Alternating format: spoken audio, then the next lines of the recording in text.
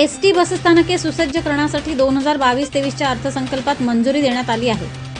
मात्र ही कामे अपेक्षित पद्धतीने होत नाहीत, ती कधी होणार असे विचारताना आमदार नितेश राणे यांनी एसटीच्या प्रवासी वाहतूक करणारी सेवा आणि त्यांच्या फेऱ्या अनियमित आहेत, त्यावर काय उपाययोजना करणार आणि या संदर्भात परिवहन मंत्री आणि अधिकारी यांची संयुक्त बैठक घेणार काय, असा प्रश्न आमदार नितेश राणे यांनी विधानसभेत केला।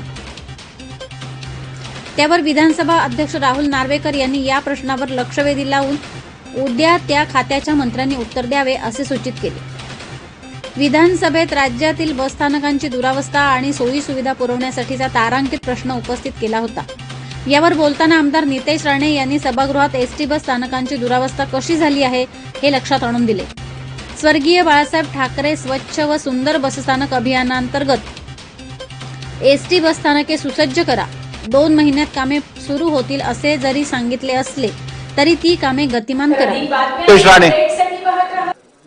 देतो त्यांचा अध्यक्ष महोदय, मंत्री महोदय सकारात्मक उत्तर देत आहेत, त्याचा काय विषय नाही। अध्यक्ष महोदय, अध्यक्ष महोदय, हे जे काय काम हे बोलतायत की 2 महिन्यामध्ये सुरू होणार, अध्यक्ष महोदय, ते 22-23च्या अर्थसंकल्पामध्ये या सगळ्या गोष्टी जाहीर झाल्या। आतापर्यंत जे काही सगळ्या पद्धतीने कामं सुरू झाले ते झालेले नाहीत, ते कधी सुरू होणार? एक कारण का 2 महिन्याचा काळ दिला असला तरी पण अध्यक्ष महोदय आत्ताच्या ह्या बसस्थानाची परिस्थिती अतिशय वाईट आहे।